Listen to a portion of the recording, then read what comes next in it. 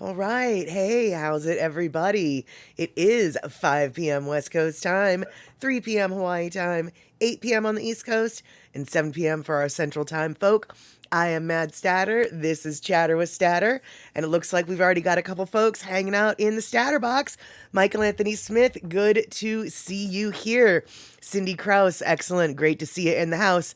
Say, Michael Anthony Smith, are you home yet? Or are they still trying to force feed you meats at the hospital? Or no, excuse me, the rehab place.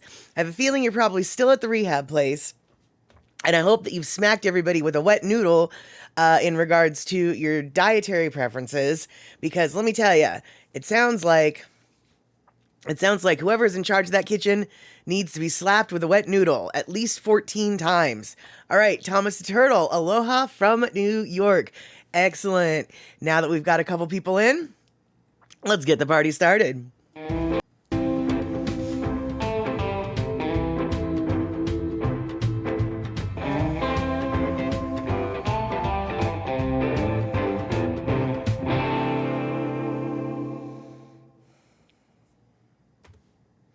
All right.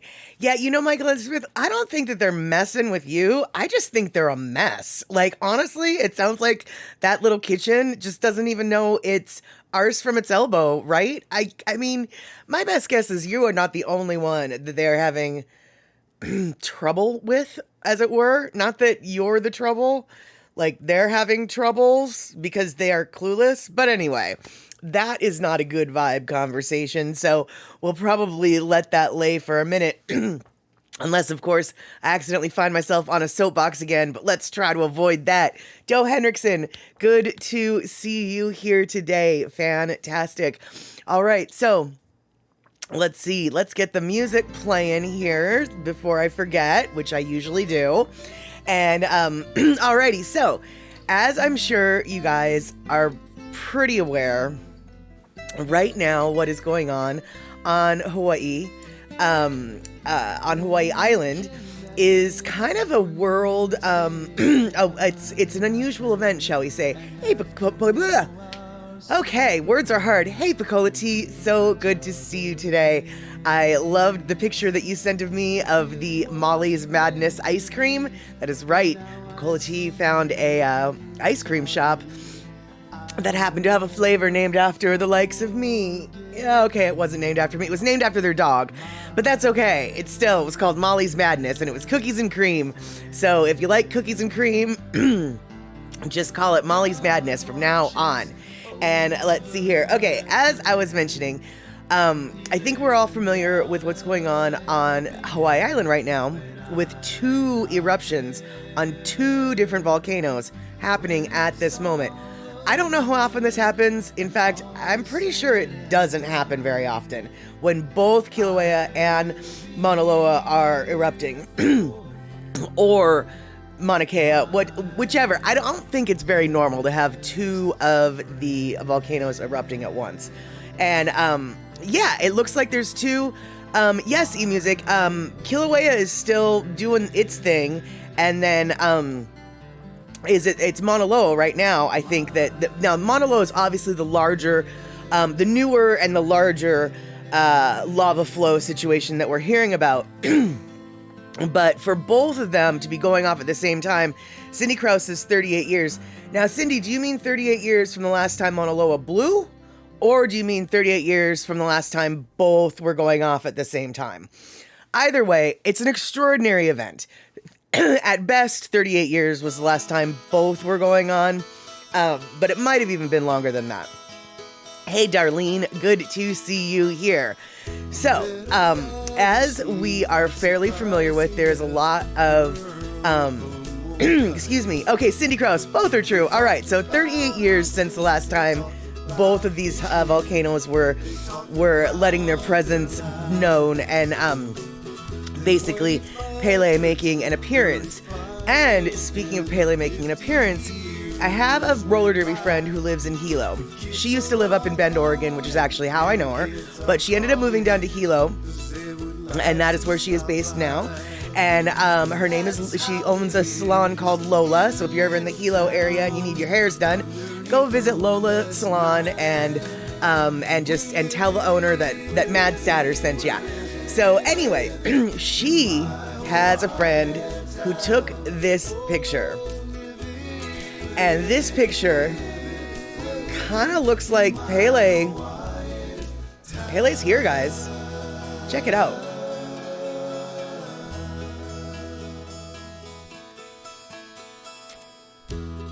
So, as I'm sure you can notice, there's a little circled figure there in the fires. And some people are thinking, hey man, that looks like Pele to me. And so I stoled that picture off of Facebook today. And Darlene, what is that, a person? Well, I don't know, Darlene. Is it a person? Is it a goddess? Is it Pele? Hard to say, right? But it looks like Pacola T said, Pele is dancing. Pele is here, and she's letting her presence be known on the islands. And someone happened to catch a picture of her dancing in the flows. So I just wanted to share that picture with you. You can believe in Pele all you want, or you can not believe in Pele all you want. I am not here to force any religious beliefs onto you. That being said, I think that this photograph is magical, mystical, and wonderful. And I thought it was awesome to share with everyone. Unfortunately, I don't have the photographer's name.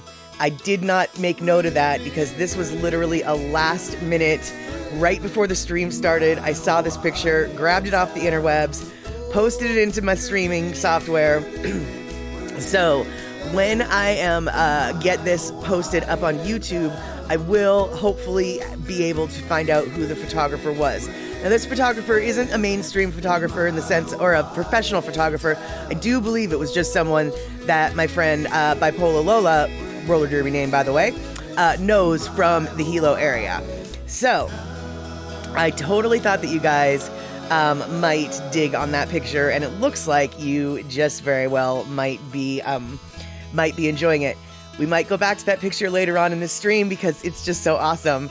And Michael Anthony Smith, you're probably going to sleep right now, and I understand that, but feel free just to hang out, and we're going to be talking about a couple strange things today, and who knows, you might even be able to help guide the conversation, the chatter, as it were, to where it scatters, because I have really very, very little idea as to what it is we're going to be talking about.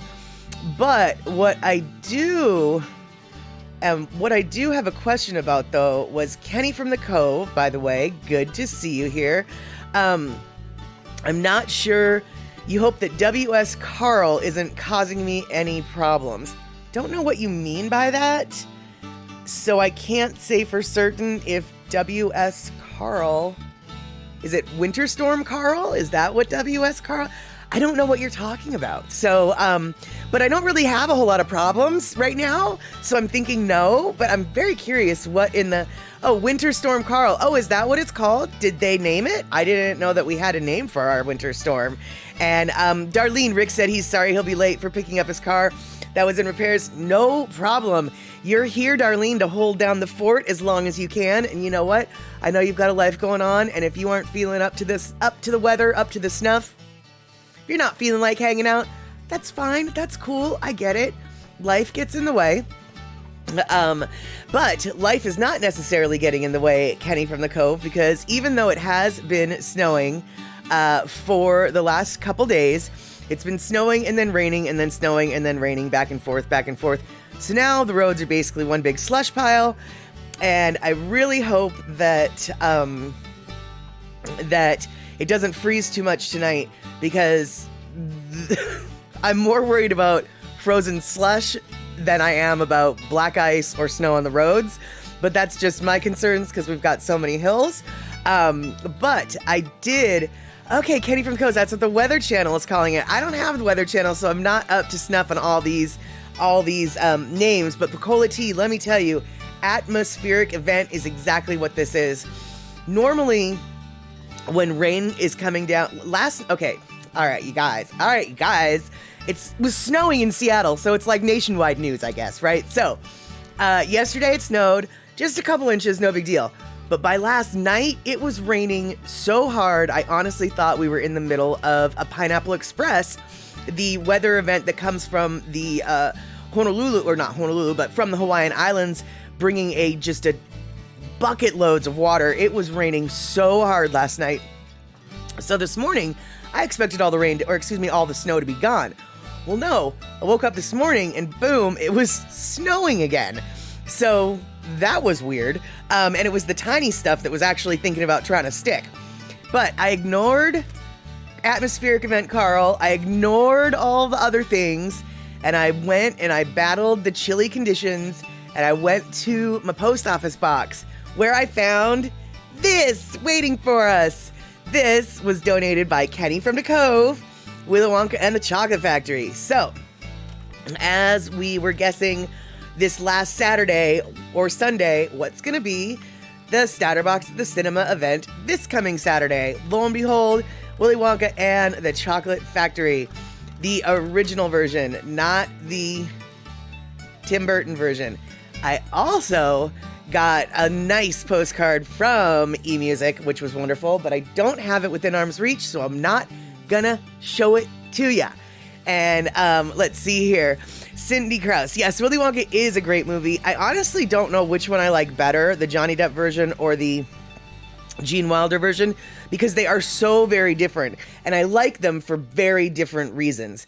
I think I like the creepy Johnny Depp version because it is creepy, and it's also very beautiful. Like, it's cinematographically speaking.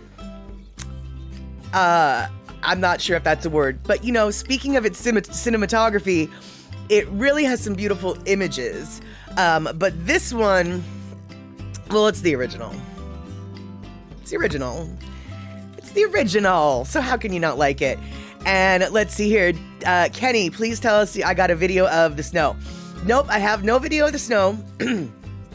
But I think it's supposed to continue snowing tomorrow. And so I might actually end up getting some video of the snow. And yes, eMusic, I definitely got the Black Bear postcard. It was very wonderful.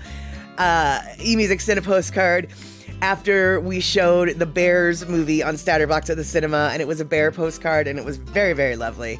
And let's see here. Bacola T.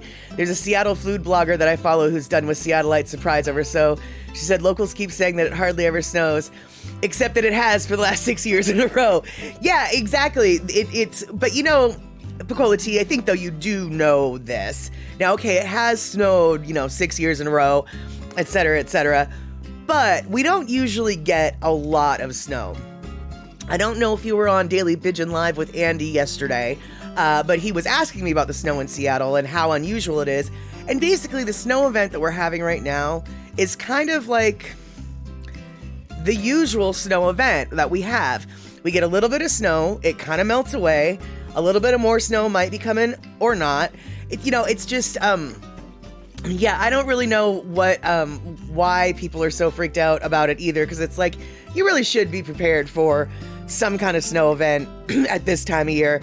And not only should you be prepared for some kind of snow event this time of year, frankly, this time of year you should be prepared for power outage event, and at any time of the year you should be prepared for an earthquake event. So, I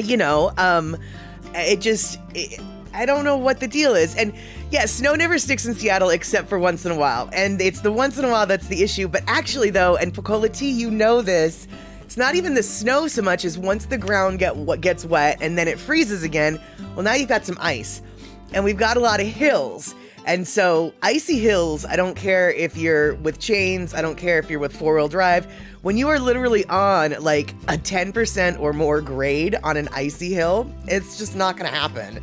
It's just not gonna happen. And I wish that more people would recognize, like, it doesn't matter if you drove in Denver. It doesn't matter if you drove in the snow. It doesn't matter, because here's the deal.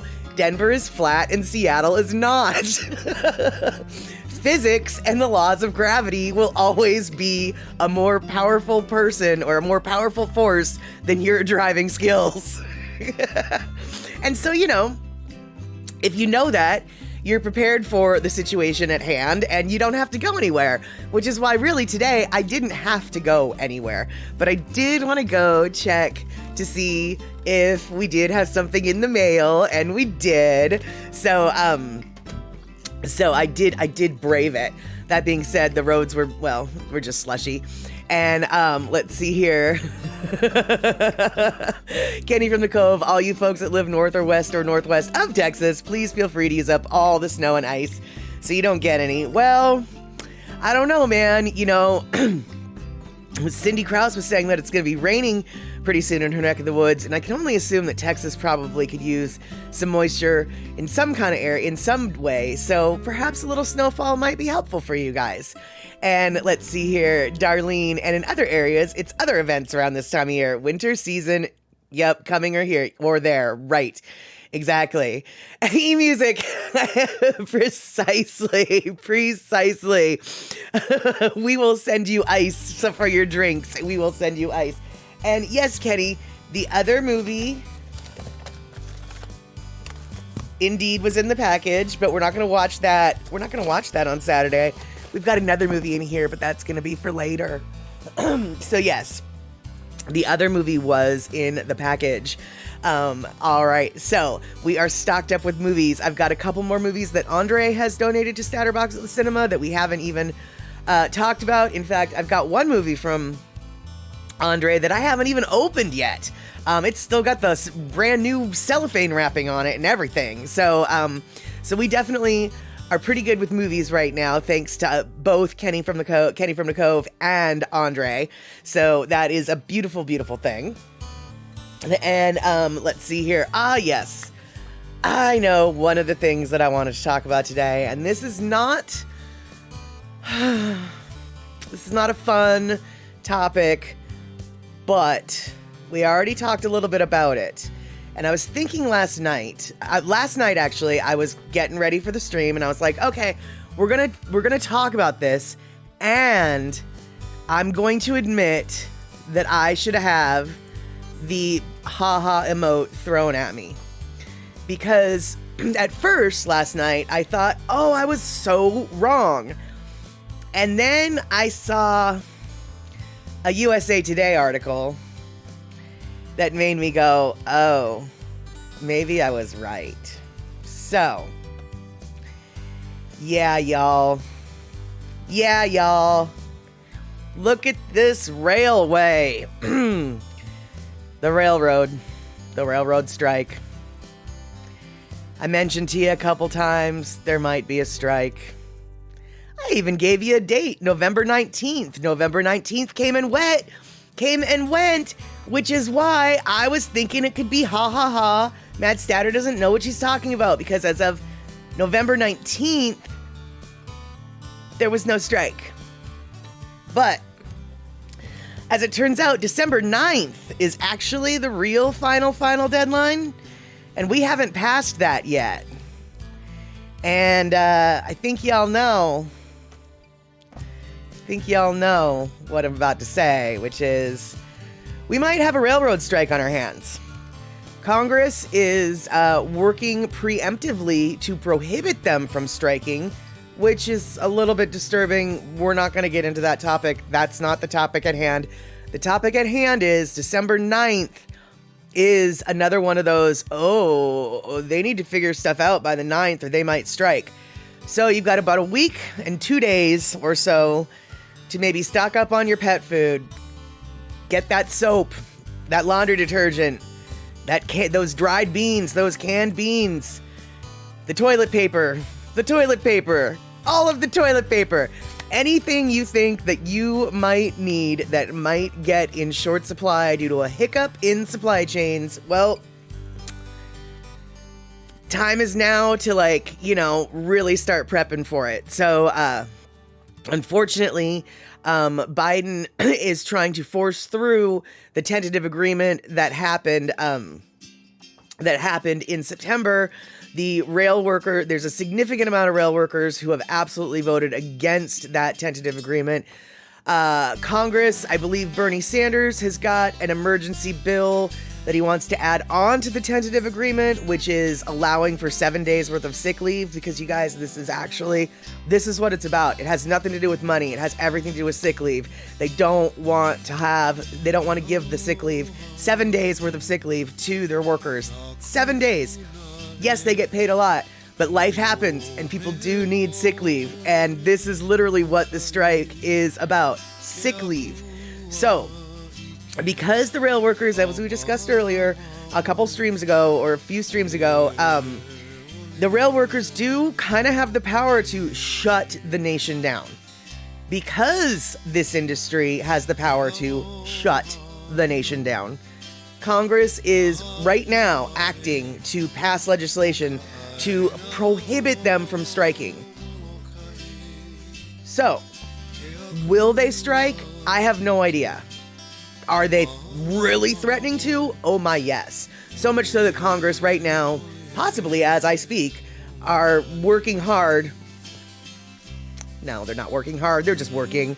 They're just working. Congress working hard. Really? Does that happen? But no, they're working to make sure a strike doesn't happen. So, Darlene, dry staples, rice, beans, some canned goods, flour, sugar, salt, the basics to live. You got it.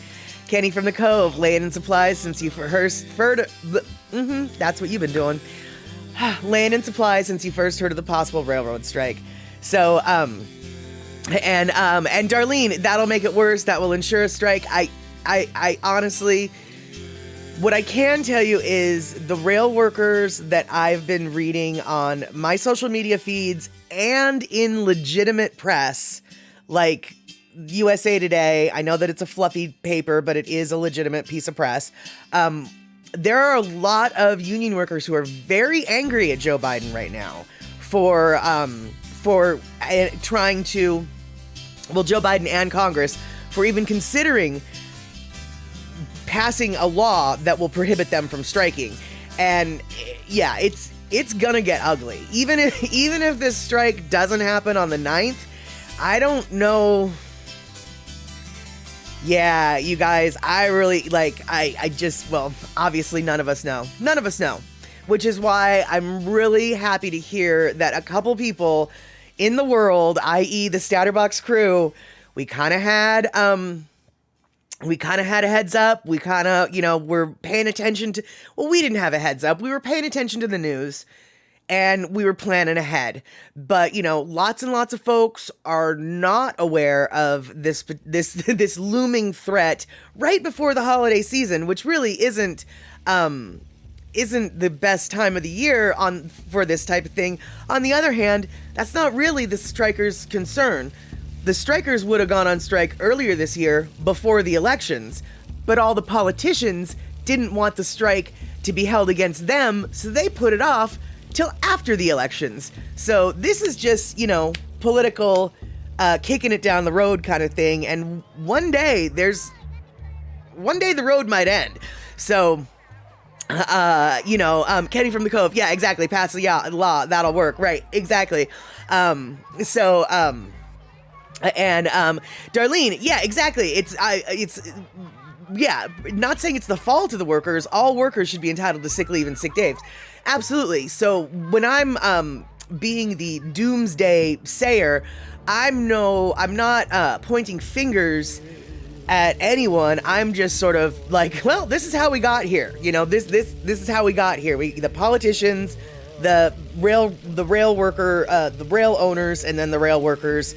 It's a trip. There's a lot of factors, a lot of players in this play, and a lot of them, and two of the three players in this play are responsible for kicking this issue further and further back, and not dealing with it until it comes to a breaking point. And it's certainly not the workers that are kicking it down. They want this issue to be dealt with. It's the owners, and it was the politicians. So, so that was not good vibes, but I wanted you guys to be prepared, so it'll be less, so the good vibes will not be as harsh because you've decided to stock up on some laundry soap, etc., etc. Today, actually, I mentioned earlier the only reason why I went out today was to get my mail so I could see if we got this. That is partially true. The other reason why I went outside today was because I had to get canned cat food and another bag of cat food for my cats just in case of the strike. It's my stocking up time. I was like, oh, I've got enough extra money to buy that stupid expensive cat food that we need. So now I've got an extra bag of cat food. Normally I just have one. Now I've got two. So, I did go out for a little bit of a prepping reason, as it were. And exactly, Picola T, this is why we have a slightly flawed democracy. Our citizens don't have universal human rights like sick and family leave. Yeah, and the problem, and part of the problem with why this particular group of people need sick and family leave, or actually deserve it, is the railways in 2021 made record profits. It's not like the railway owners it's not like what they're asking for is going to bankrupt the companies that they're working for. The companies that they're working for have made record profits. The companies that they work for actually can afford to do this. They're choosing not to. So if it would be another thing entirely if this was, a mom and pop railway or something like that, with, barely 2 pennies to their name and, struggling. But these are companies that are owned by, Berkshire Hathaway, which is a Warren Buffett company. These are not companies that barely have 2 pennies to rub together at all. These are companies that are making record profits. So when they're asking for something like sick leave, it's like, come on, man, let's, throw the workers a bone, for goodness sake. And so, Kenny from the Cove, of course I have to look out for my feline tribe. If I don't, they'll eat me in my sleep. And yeah, that's the problem, Darlene. It's the corporations. Well, it's the problem. It's the problem. And also it's par for course, because the whole point of a corporation is to make money. Like, that is the whole point, is to make money and dividends and grow its stock. So these corporations are doing exactly what they're supposed to be doing. Unfortunately, trickle-down economics isn't a thing. And so unless the owners of these companies actually give the money down to their workers, it doesn't trickle down. It doesn't trickle down. Exactly, Kenny from the Cove. This ain't Elroy's Railroad-orama. Not even close. This is a Warren Buffett enterprise. And Warren Buffett is probably one of the more benevolent quadrillion billionaires in the world, but that doesn't make him any less quadrillion billionaire. Sure, he's not trying to go up to space and colonize Mars like some of these other guys, but, he could give workers a little bit best. He could give the workers a little bit more, a little bit more slack, as it were. Sick time, sick leave. That's literally what this rail strike is about. And exactly, Darlene, spoken like a true union supporter, but on the backs of the people that make their damn company. You got it. Oh, you should be quiet now. Oh, I don't know. I like it when you get noisy, Darlene. I like it when you get noisy. So, okay. So, this was the sad and unhappiness of the rail strike topic that we were going to cover today. I didn't want to spend too much time on it, and so if Darlene's going to be quiet, maybe we should all be quiet. But I do have something else that we can talk about that's really kind of weird. And it's so weird, in fact, that I might do it. I just can't figure out what.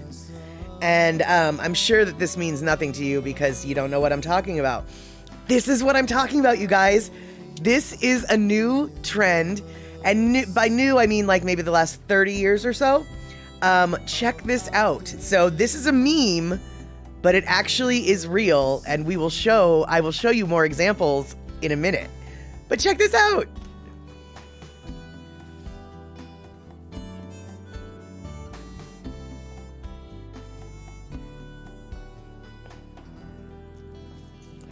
You know, those recipes that mom will never give up. Maybe over the dead body, yeah? There you have it, Rabbit. Mom's Christmas cookies on her gravestone over her dead body. So if you want to make some good Christmas cookies, you just might want to jot down this recipe.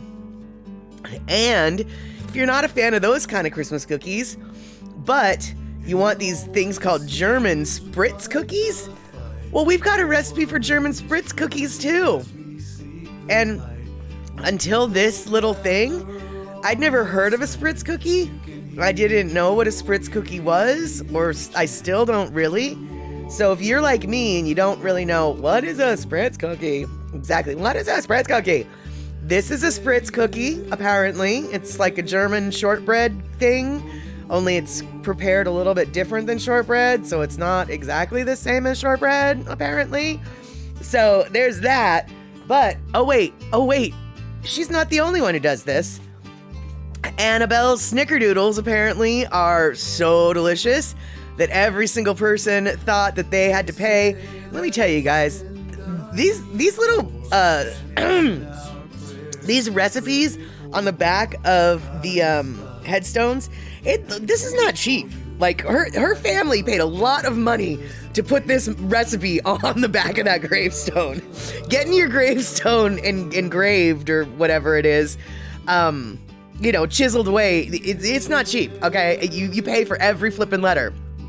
So we've got snickerdoodles, and then let's see, what else do we have? We have got peach cobbler. We've got O'Neill's peach cobbler. And so that's a good one. Now this one, most of the stuff that we're seeing is sweet stuff, right? Well, this one, I feel like this one might be a cook who used to work at like a professional restaurant and then decided to out their recipe or something. The Red Lantern cheese dip looks actually like I would totally, who wouldn't eat the Red Lantern cheese dip? Sharp cheddar cheese, mayonnaise, sour cream, some onion, a little bit of milk and bacon bits, garlic powder. I'm definitely, I'm down for the Red Lantern cheese dip. Darlene, you've made spritz cookies every year, one of your kids' favorites. You'll have to make you some and send them your way in time for Christmas when feeling better. Excellent, Darlene, fantastic. And you know what?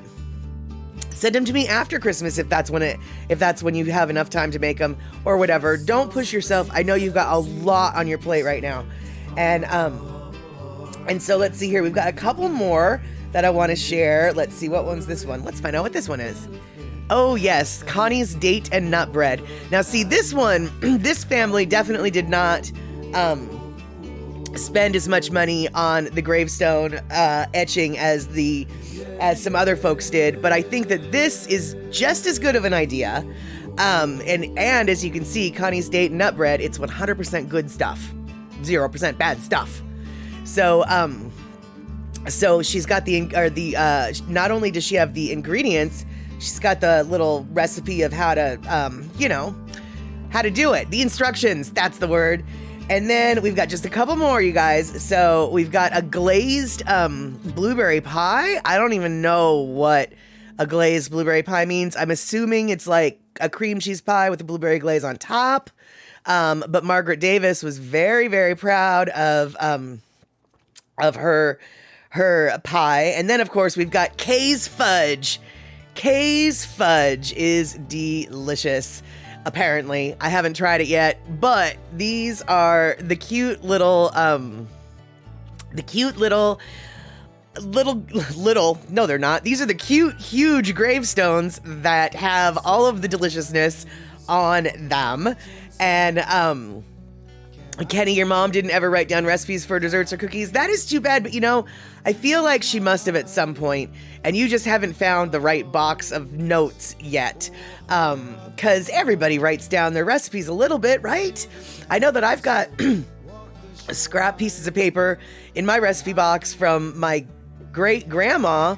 And some of the recipes are like, actually even say, stoke the fire until it's hot. Like, that's how old these recipes are, right?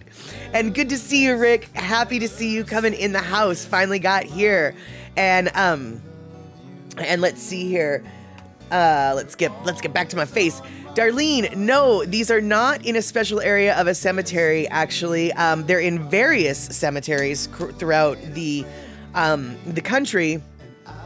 And there's a TikToker whose name escapes me, so I'm not going to tell you.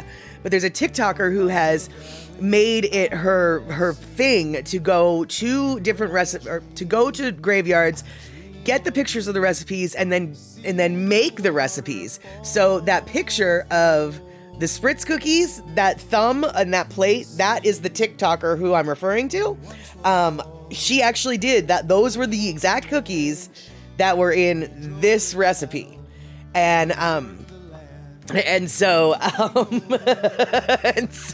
eMusic says they're in the delicious section of the graveyard next to the oven. Not quite. But yeah, she got them and she takes pictures of them.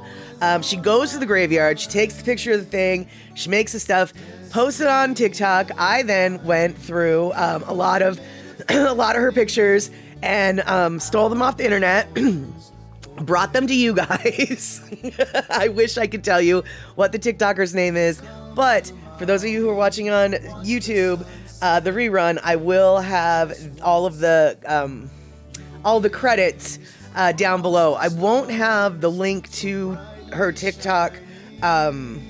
I probably won't have her link to her TikTok profile because I don't have TikTok and I don't know if I would have access to that, but I can definitely tell all y'all who she is once I figure out who she is.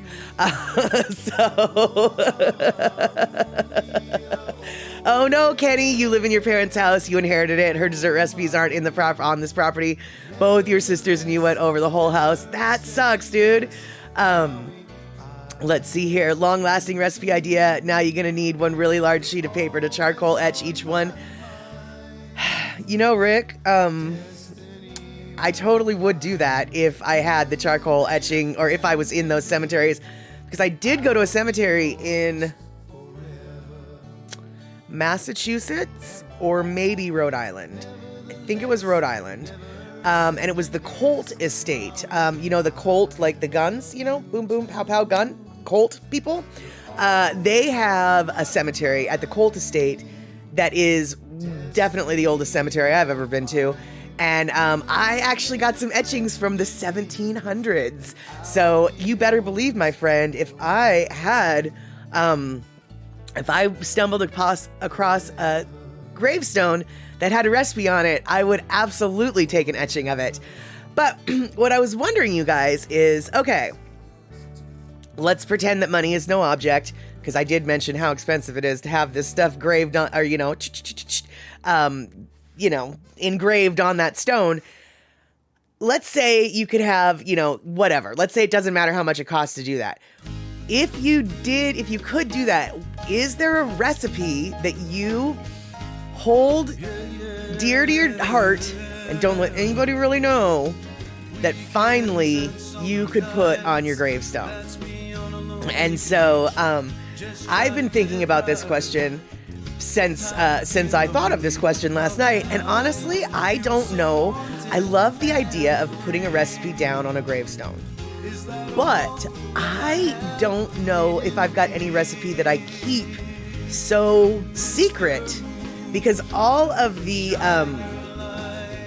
recipes that I love and want to share, I share them with people when I'm alive. I want my little, my teriyaki, my Hawaiian style teriyaki recipe.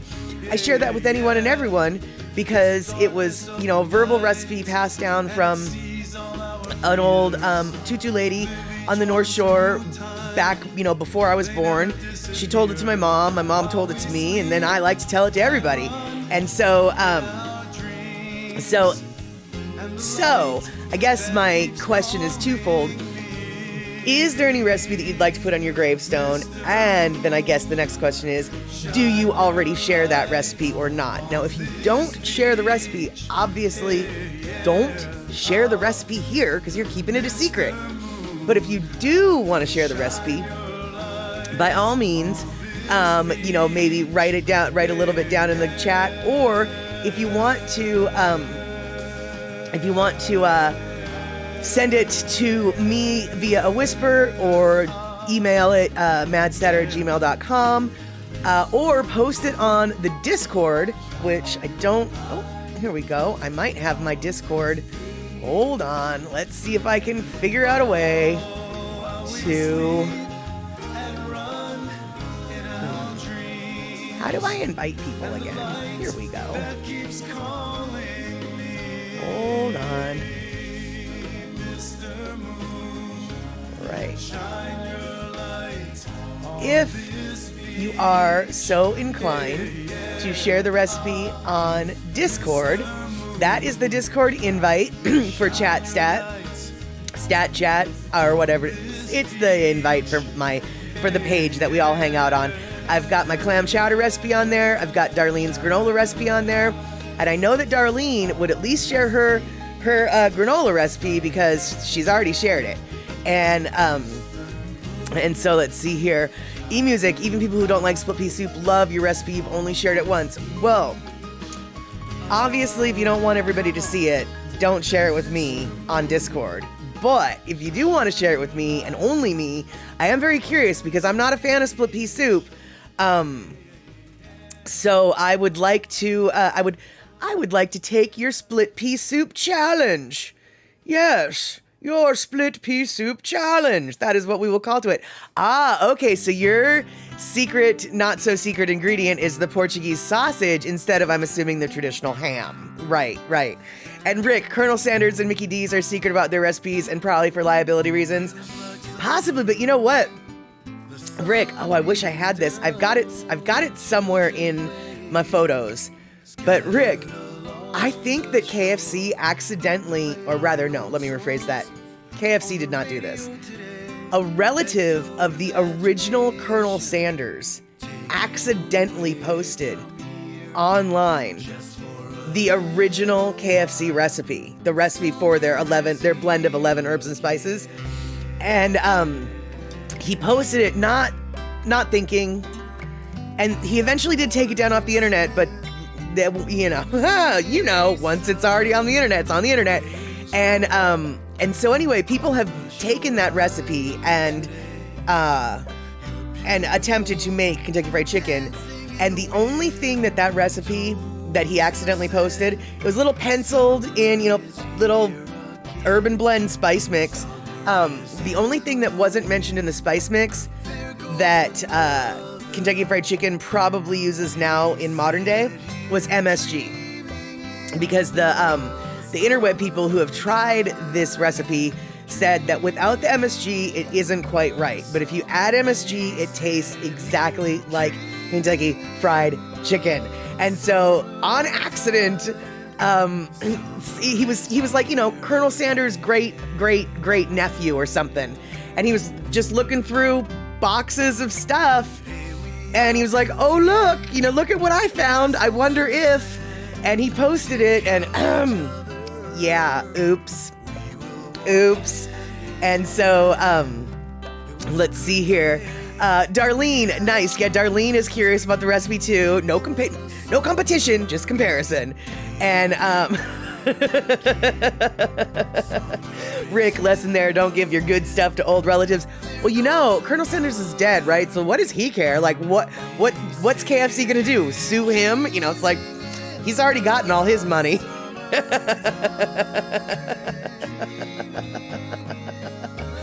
Kenny from the Cove, you had a pretty stellar cabbage soup recipe from when you tried the cabbage soup diet. Hated the diet, loved the soup, as did everybody I shared it with. Haven't yet divulged that recipe yet. Yeah, I make a pretty plain and boring cabbage soup, but it definitely has, it's easy to whip up and it's very filling. Basically, I'll tell y'all my little soupy soup recipe. So, you take some kielbasa sausage and you slice them into the coins, and then you slice the coins into quarters, and you stir them all up, and you get them all like blackened and really cooked. And then, even so that to the point that you're like, Oh, did I overcook those? No, you didn't. So then in the pot that you did that in, you want to pour in your chicken broth. And then it'll dissolve all the weird, gross stuff off the bottom. It'll make the chicken broth all yummers. And then basically you put in your cabbage and some shredded carrots and then season it. I season it with Penzeys Bavarian seasoning. You can season it with whatever kind of seasonings you want. And there you have it. It's the simplest of simples to ever be simple. I tried once putting some kale in it and in addition to the cabbage, and that was pretty good, but I don't have kale in my house very often, so for the most part, I just use the cabbage. But I'll tell you what, dudes, seriously, in a half an hour, you can have a big old pot of soup that's, brimming with vegetables and some tasty sausages. Super quick, super easy. And let's see here. Yeah, I don't know what the cabbage soup diet is totally, has been around for I don't even know how many years. So I'm wondering, I've never done it, so I don't have any idea what that cabbage soup recipe is. But I'm wondering, it sounds like maybe different versions of that soup, or it sounds like people who do that diet might use different versions of that soup. So let's see here. Add some sausage of your choice. And yes, roasted first, broth, onion. Yep, shredded carrots. That's a great basic cabbage soup. Yeah, exactly. I don't usually add onions, not because it's a bad idea, but because actually I should, but because I usually just forget to add the onions. In fact, I would be willing to bet that on more than one occasion I wanted to add an onion and then I completely forgot after I chopped all the cabbage to get out the onion and do that. But got some cabbage in my fridge. Got some kielbasa sausage in my fridge. I might have some cabbage soup tonight.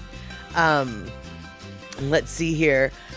Kenny from the Cove, your cabbage soup had more stuff in it than a Christmas goose, and that included kielbasa. Okay. Interesting, for some reason, and like I said, I've never done the cabbage soup diet before. I just assumed that there would be no meat in it. I don't know why I assumed that, but I did assume that. So for those of you, obviously Kenny, his version had meat in it, but for those of you who've done the cabbage soup diet, did your version of the cabbage soup have meat in it? Because like I said, I have never looked into that. Like, that is probably the one diet in the world I have never looked into. So I can truly say, I don't really know. And let's see, Darlene, the spices can be altered too, dill or sesame seeds or caraway. You do like caraway. It's so funny. I totally do not like caraway in bread. To the degree that I thought I didn't like caraway. But then I got this recipe for this onion pie, and it's like this egg, sour cream, onion mixture. And you make a pie out of it, and it calls for caraway seeds. And so the first time I made the pie, I was like, I'm going to half the caraway seeds because I don't really like that flavor profile. I thought. And then I made it, and I was just like, oh, those caraway seeds really add an extra dimension to this whole thing. And so then the next time I made it, I full dosed the caraway seeds, and it definitely, what do you know? Caraway seeds are actually quite tasty as long as they're not in bread. I don't like them in bread. And Kenny from the Cove, okay, the original recipe for cabbage soup diet soup had no meat in it. Gotcha. Kenny's cabbage soup diet soup did. Artistic license, Well, yes, that being said, did you... A little too much artistic license in a diet plan can negate a lot of the diet, as it were. So I'm wondering, did it work with the meat in it? I mean, I'm sure it was delicious, but and once the meat was in there, was it really a diet soup anymore? Was it really?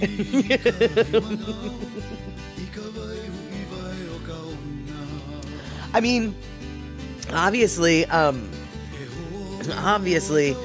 everyone liked it, and so it was a delicious soup.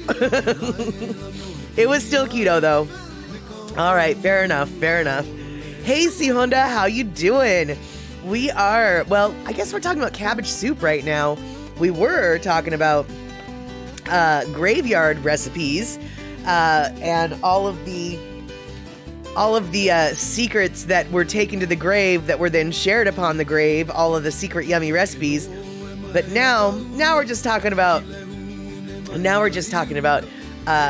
our various and assorted recipes, and we seem to have landed on soup, which I know is counterintuitive because normally you land in soup, not on soup, but we've managed to land on soup. That's right. And so, yeah, exactly, Darlene. That's a different diet, the keto diet versus the cabbage soup diet. So C Honda. So right now, people are bragging about their cabbage soup and then their split pea soup. And so I'm just wondering if you had any soups that you were interested in. And apparently, C Honda, this is kind of a newish tradition. There's a TikToker who has made her TikTok presence all about finding gravestone recipes and then preparing the recipes that she found on the gravestone. And according to her investigations, the earliest tombstone she has found that has a recipe on it was from 1994. So it's not that new of a tradition. It's definitely, only within the last 30 years or so. In her experience, I'd be willing to bet there's obviously gravestones that have had recipes on them for longer, but in her experience, it seems like it's like a relatively recent trend in the gravestone trends, as it were. And so, I can never say it. Abondigas, the meatball soup. I love that soup. And in fact, I'm kind of annoyed that you mentioned it because I don't have any beef to make meatballs with, because now I want that soup. Oh, that is such good soup. And, and then, and it had more fiber than a truckload of tumbleweeds. Oh no, that doesn't sound good on the tummy. The tumbleweeds, that is. The other stuff probably was though. And let's see here. Oh, you're gonna make ham bone soup soon and picola tea. Where's the beef? Yeah, exactly. The beef is still at the grocery store. I forgot to buy some ground beef with my last grocery order. And so, that I picked up on Sunday. And so I do have ground beef actually in my freezer, but it's already cooked ground beef. So cooked ground beef, if you've got a way to make already cooked ground beef into meatballs, let me know, because I don't know how to do that.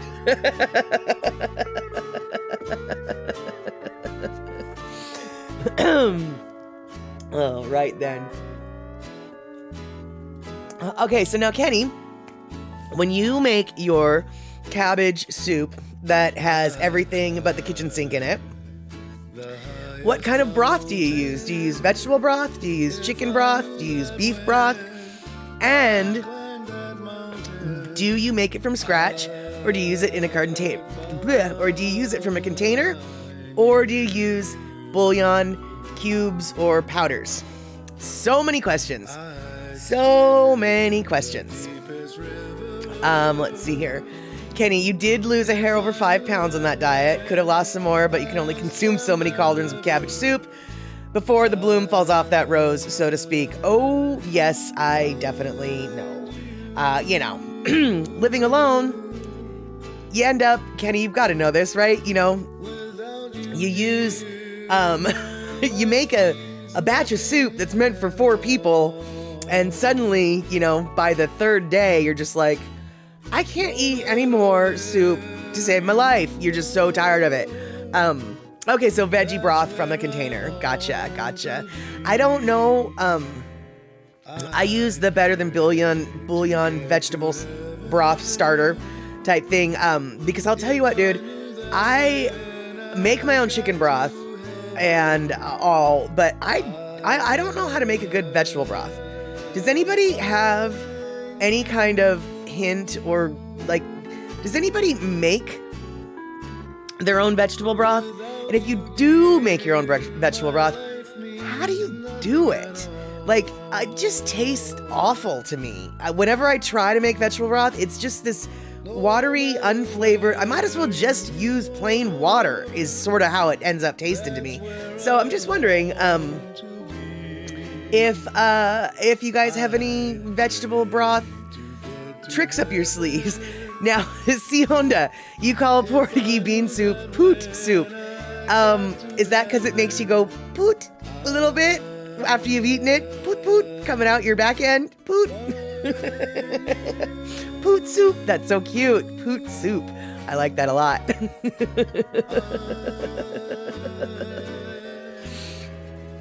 Oh yeah. So I'm waiting for the vegetable broth hints to just come rolling on in, but it doesn't seem like there are very many. So there you go. Okay, yeah, see, exactly. Lots of beans in it. I figured that would be what a poot soup would be all about. A lot of beans. A lot of beans. I recently discovered that I don't mind a lot of beans. I used to think I didn't like beans, but now I found out that the pinto beans and the northern white beans are okay. I have a can of black beans that I'm afraid to try, but I might like them. So, but I haven't tried them yet, so I don't know. And let's see here, Darlene, a lot of soups can be simply made, but then there's others that are not simple. You got ambitious once, found an Italian wedding meatball soup that was a pain to make, but it's the best soup I made. Nice, excellent. Yeah, I have been told that the Italian wedding soup, I want to say it's almost like a 2-day ordeal to make it, if you make it like right. I've definitely, now don't quote me on the 2-day thing, but I feel like I've read an article about, like if you really want to make it right, it's a 2-day ordeal. I personally would just be fine with the Campbell's can of Italian wedding soup, which I know is offensive to anyone who likes real soup. But actually the Campbell's Italian wedding soup to me isn't that bad. I would love to try. I've never tried homemade Italian wedding soup though, which is why I can tolerate the canned stuff, because I don't know what the real deal tastes like. And let's see here. Right, Rick, you buy the jar of Better Than Bouillon from Costco, chicken and beef. So with Costco's size of the jar, you got a lifetime supply. Oh yeah, totally. Now see, I've only got the Better Than Bouillon for the vegetable broth.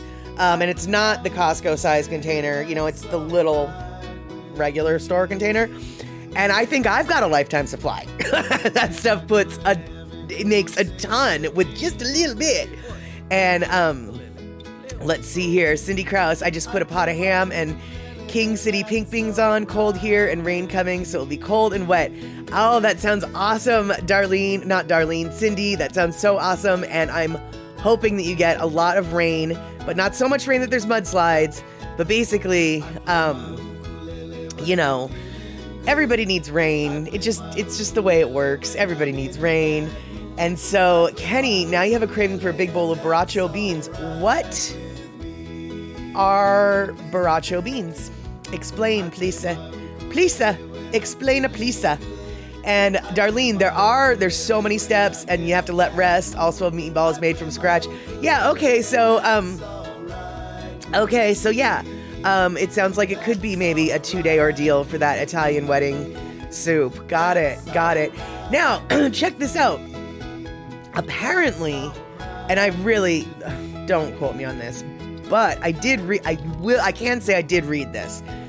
Italian wedding soup actually has nothing to do with weddings.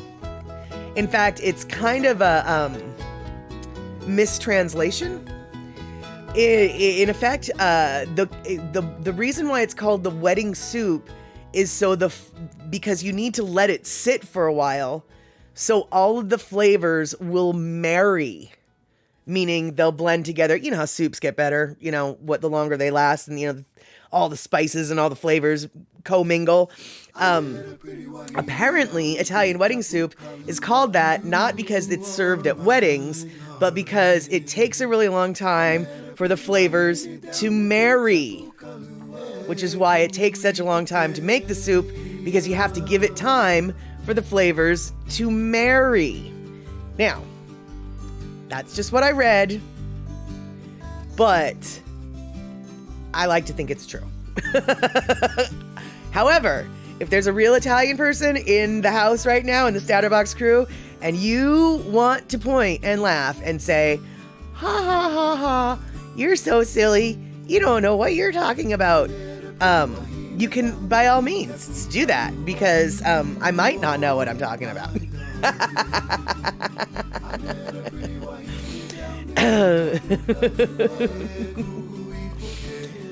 Let's see here. Darlene, bean and ham soup, and the seasonings are a yummy filling soup, a hunk of bread on the side. Yes, sirree.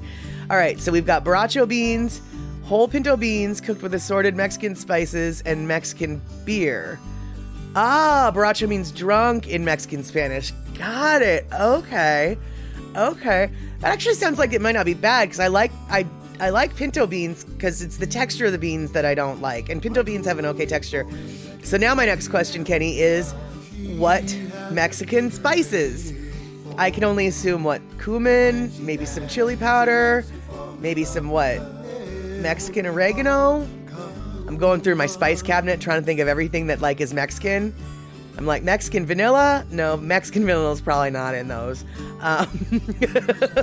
So curious though what the spices might be, because gosh, you know, I might make some. I've got pinto beans.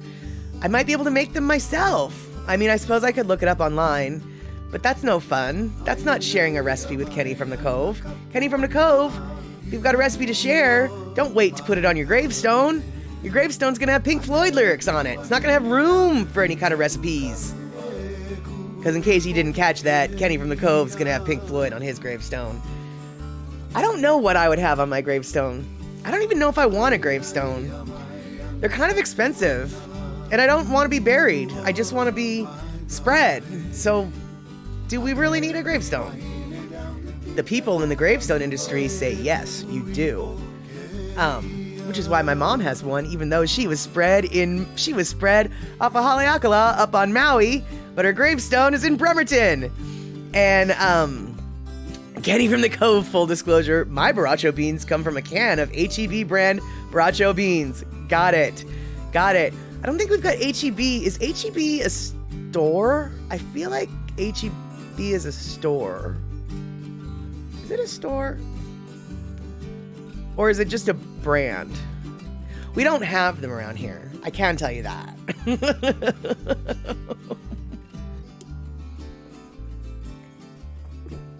All right, so hey, let's see here, dough. It is hard to cook for one, plus I don't like to cook. Well, then it's impossible to cook for one when you don't like to cook. Man, I'll tell you, I have wasted so much flipping money on nights that it's just like, I can't think of something. I'm not in the mood for anything that's in my house. I just don't want to be bothered. I don't want to clean up, especially before I had my dishwasher that worked.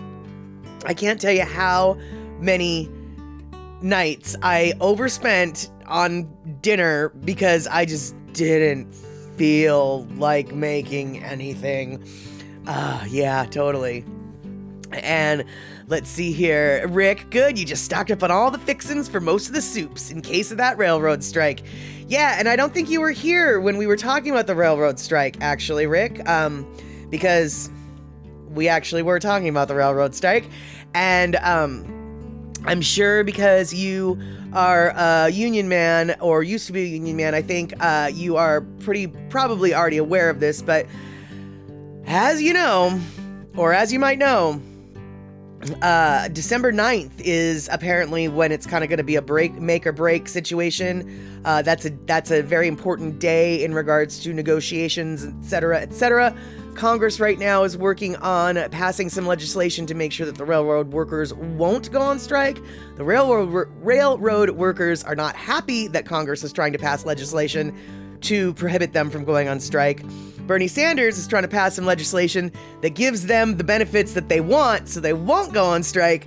But yeah, y'all, that railroad strike it's still on the table. It's still bubbling in that back burner. So let's see here. E-Music, your gravestone would read, "Don't forget to forward my mail." I like it. Okay, Kenny, H-E-B is a Texas-only grocery chain and makes a lot of its own stuff. Got it. So let's see here. Your Headstone, Pink Floyd lyrics, or your Irish pirate recipe, maybe both, who knows. Now, your Irish pirate, I feel like that's a drink recipe, isn't it? I feel like you've told me this recipe before, but that's for a drink, right? Or am I making that up? Because I'm really good at making stuff up. So, so let's see here. And dough, right? Yeah, you have a lifetime of cook. Yeah, you cooked for your kids for years and then some. So it's like I'm done. I'm done cooking. You pay exactly as E-Music said. You paid your dues. You cooked for yourself and for other people. Now you deserve to have food delivered to your door at your whim. Whether or not you can afford that, it's a different story, but that's what you deserve. Yes. I think everyone actually deserves to have food delivered to their door at their whim, but, you know, that's just me. Because I like having food delivered to my door at my whim.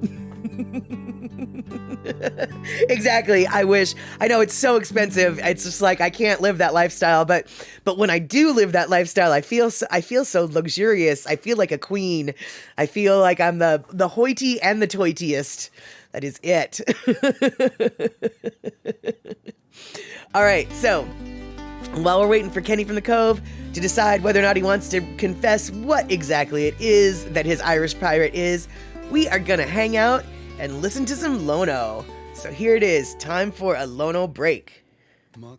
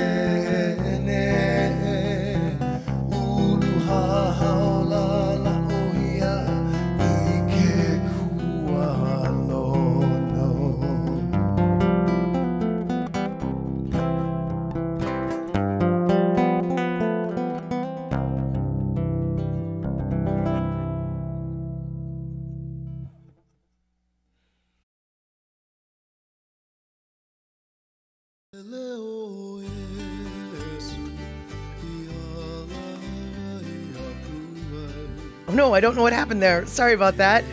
I was messing with my cat and then suddenly the video stopped, so I'm not sure we caught the end of that.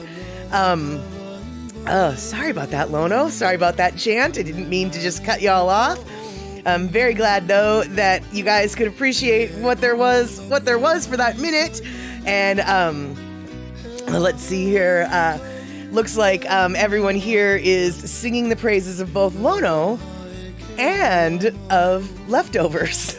Two different topics, of course, but definitely something both worthy of praise. Leftovers are both the savior to my meal planning and the bane of my existence. Because sometimes, and this is what happens, and I do this so often, I don't do it often, but I do it more often than I care to admit. I'll make something and I won't really like it, so then there's like leftovers, and then I'm like, oh, I have to eat those leftovers, but I didn't really like them. So then it's like, all right, well, what can I do with the leftovers to make them better? And so then I like make something else, and it's like, well, that was better, but it's still not good.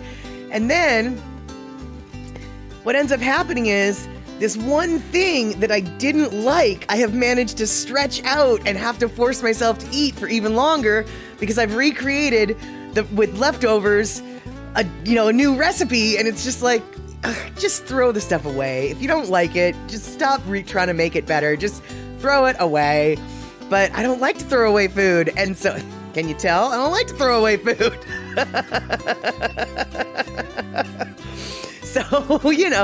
So instead, I just, end up extending the meal that I hated for even longer.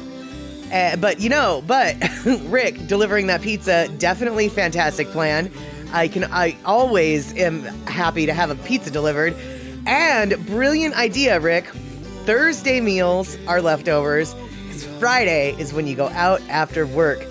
That is definitely, that is definitely the good plan. And dough, sometimes you don't eat dinner and you're trying to gain good weight. Well, don't take my advice on gaining good weight, but, because the weight I've got isn't of the good kind, shall we say. But gosh darn it, you and I both know, no dinner, not gonna gain you some weights, But what I used to do, and actually I need to start doing this again, when I'm not in the mood for eating anything, I just need to eat a protein shake. It's not good for you. I mean, it's not, it's not real food, but at least it's better than nothing. And see, Honda, I'm not ashamed to throw away food, especially if it's the third time. You need to beat me with a wet noodle over that. You need to beat that into me. I need to get some of that attitude from you. I want it. I want some of that attitude from you. And let's see here. Darlene, I'm assuming you're laughing about, you've had a couple of those experiences too, where you've extended crummy leftovers and into infinity, and you're just like, why did I do this? It sucked at the beginning, it sucked at the end. It really just didn't need to happen, and here I am, forcing myself to eat it for 4 days in a row. Yep. And Kenny from the Cove, you threw out the last dregs of your Thanksgiving leftovers today. There wasn't enough left over to make a sandwich, so out they went. Fair enough. And, oh no, e-music. The winds are so strong today that it would blow the snowmen away and the flags outside are shredded. Not good. Let's see here. Oh good. Darlene, you've thrown some foods out too. Yeah, I did actually throw some food away the other day, and I was very proud of myself. So I need to do more of that. I need to learn to do more of that. And I know it's not very difficult to believe that I don't throw the food away, but I need to learn to do that. And let's see here. Kenny from the Cove, you have a protein shake after every workout and sometimes for breakfast or whenever you want one. The protein shakes you drink are way yummy. Right on. Yeah, all the different protein shakes it's kind of intimidating. If you don't have a go-to brand for protein shakes, trying to choose one is kind of intimidating. They're all so, there's literally, an entire several walls at the supplement stores, right? You go and the whole back wall of the store is nothing but protein drinks. And, it's like they all have vanilla, they all have strawberry, they all have chocolate, they all have whatever. And that's great, but which ones actually taste like ones I want to drink? And I don't, I've had some protein shakes that are just delicious and some protein shakes that are just like, oh, I don't even want that in the same room as me, let alone in my mouth again. So, I just, it's so intimidating. If you don't have a go-to brand, trying to find a go-to brand is well, intimidating. Darlene, yes, dogs absolutely help with the whole, and it doesn't feel like you're throwing it away when you're giving it to the dog to eat, because at least it got et, right? And E-Music, it took you years to throw out the food you couldn't eat. You tell yourself the food will feed the bugs and worms at the dump. Yeah, and actually, we don't even, in the Puget Sound area, we don't even put our food scraps in the garbage anymore. We actually have our garbage service has 2 different bins. You've got your recycle bin, but then you've got your yard waste and compost bin, and that is where you're supposed to put all of your food scraps. And okay, no, I lied. We have 3 bins. Forgot. So we have garbage, we have recycle, and then we have our compost/yard waste bin. And the compost/yard waste and the garbage is picked up every week. So you're basically supposed to just put all your food scraps, your bones, your this, your that, and the other thing, all of that goes into the compost bin. So all of the food that I am throwing away is actually going to compost. So it's not like it's even, sealed up in a plastic bag, never to help a worm or a bug. And I still have the stupidness of not...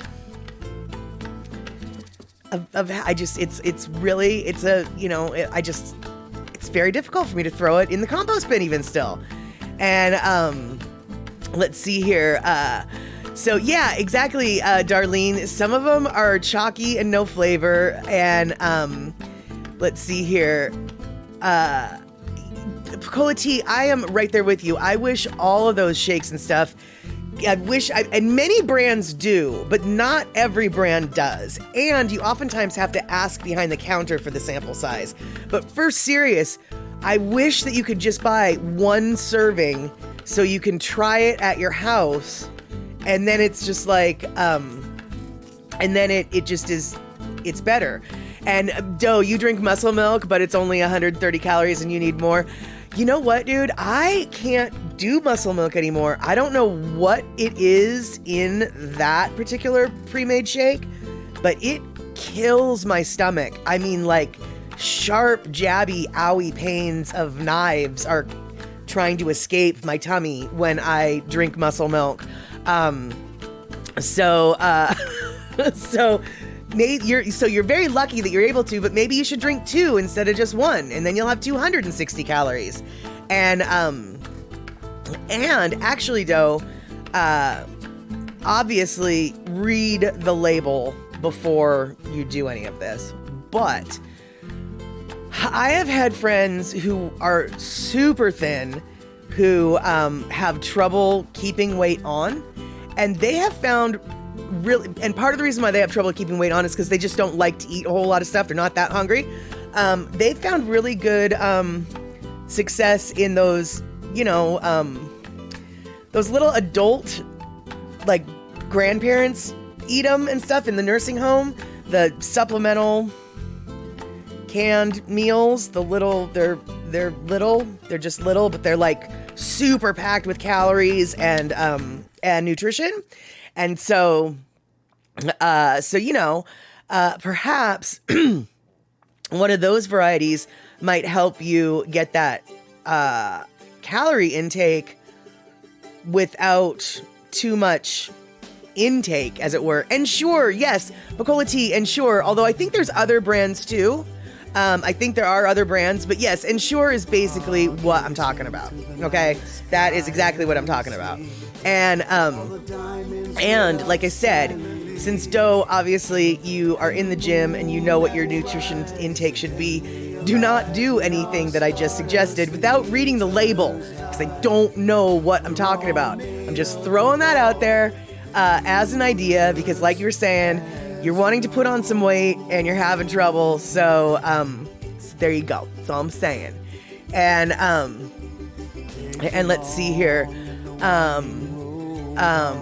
See Honda, yeah, everybody, so many kids are told to eat everything off your plate, and it really is not a healthy set of mindset to instill upon your child. Case in point right here. And so, yeah, let's see here. Oh, right on. Cool, Doe. You've got, right. Yeah, you take supplements too. A guy you know helps with the right things to use. Awesome. Yeah. I'm so glad that you're taking my advice with a grain or a pound of salt, because obviously I don't know what I'm talking about, and you're hooked up with people who do know what you're talking about. But just throwing that little seed of an idea out there in case it maybe might be helpful-ish, maybe. Who knows? So let's see here. Yeah, gosh, Darlene, you had 6 siblings, 3 were boys. Yeah, it must have been a food fight, so to speak, at every meal. Let's see here. So let's see here. Yeah, Kenny, what is the let's see here. What is the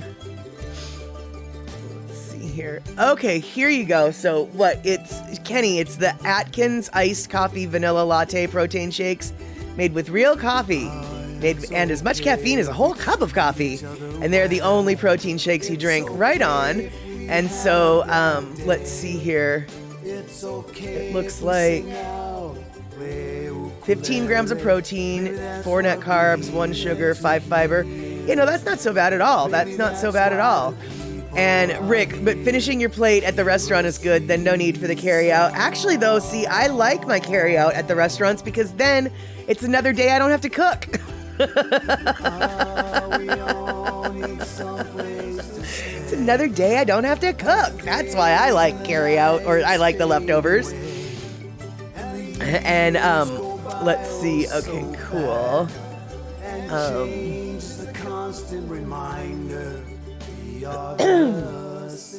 All right, so looks like we all probably came from families that told us not to waste our food. I think that's one thing that our era has in common. And Bacola tea, nowadays we often share an order when eating out since portions are often so huge, no leftovers, no waste. Oh, for sure, you know, and that is because I'm single or whatever, I don't share an order, but for the most part, like for instance, the other day when we were talking about the Seattle style teriyaki, if I went and got a Seattle style teriyaki plate, you better believe that would be my dinner and then the next day's lunch. There's no eating all of that all at once. Okay, I'd probably eat the salad part at the dinner, like, you know, I wouldn't save that part for the next day because that'd be gross. But as far as the rice and the meat, yeah, dude. Two meals coming out of one. And that's actually how I justify, like, I have to pay $20 for that plate lunch at L&L. And it's like, well, yeah, but it'll give you like 2.5 meals. You know, it'll give you 2 meals and a snack. So if you amortize that out, it's not that bad. And so that's the only reason why. That's usually how I justify eating out, paying what it costs to eat out. All right, Darlene. Yeah, we are about ready to head out anyway, but you need to go to bed. You've had quite a day today. You've had quite a week this week. So go moi moi, and hopefully we will see you on Saturday for Willy Wonka and the Chocolate Factory, the original one. Okay, so Kenny from the Cove, doggy bags are a big part of your bachelor chow regimen. Yeah, totally. I hear ya. You better believe it. And yeah, exactly, Doe. It is so expensive to eat out these days. There was a post that came across my feed just yesterday that had a picture of a menu from a local restaurant in my town. And it was just a sandwich menu. And the most expensive sandwich on that menu was like $25. Sandwich. And the average cost of all the sandwiches was $16. $16 for a sandwich. A sandwich. I couldn't, sandwiches are too expensive for my bones, apparently. I can no longer afford a flippin' sandwich in my own hometown. I don't know what's on the sandwich. The sandwich better be with gold flippin' leaf or something. But yeah, it's $16 for a flippin' sandwich. And I don't know if that sandwich would last me 2 days. And even if it did last me 2 days, I'm not so sure if $8 each for each serving would still justify paying that much. Doe, am I on Instagram? Sort of. I do have an account. I've never done anything with it. I do follow some people, but I never log on. So yeah, I'm sort of on Instagram, but no, not really. You're not on Facebook, you're on Instagram. I need to get my Instagram game a little bit more honed in, I think. So if you are on Instagram, that might be one more reason for me to get on it. And you can't whisper. Well, what you can do though, Doe, in fact, anyone can. Remember, you can just shoot me an email anytime. Doesn't mean I'm going to get it in the middle of the night, but I will get it when I wake up. But you can shoot me an email, madstatter@gmail.com. Madstatter, all one word, MADSTATTER @gmail.com. And so feel free to message me there if there's anything that you need to tell me. Or remember, if you've got a recipe that you wanted to share, then by all means share that recipe with me. And that is right, Rick, we do have a Discord. I don't know if Doe is on Discord with us, but that is the invitation to join the Discords. If you wanted to get involved with the Discords, that is the link you can click. Now, if you don't want to get involved with the Discords, that's fine, because who wants another thing to remember, log in to thing and download and app to app? I get it. Don't even worry if you don't want to join Discord, but if you do, that's how you can. All right, so, hey, you guys. All right, it is 6:30. Darlene's going to bed. It's getting late in a lot of places. It's cold and chilly in a lot of places, so it is time to wind things up. Hopefully, Andy Bumatai will do a pop-up show between now and the next Tuesday, but if not, hopefully I'll see you guys on Daily Pigeon Live with Andy Bumatai next Tuesday. But before that, I want to see you at StatterBox at the cinema. For the Willy Wonka and the Chocolate Factory.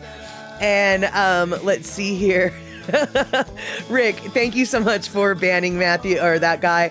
I wanted to do a haha, but instead you came in with the sword of no mercy. So, excelente. Okay, all right. Thank you guys so much for hanging out tonight and putting up with all the strange recipes and gravestones. Thank you so much for hanging out and putting up with the downer talk of the maybe railroad strike.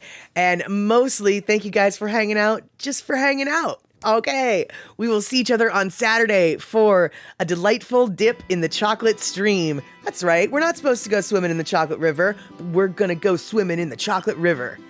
All right, that's the plan for Saturday. You guys take care, and we'll see each other soon.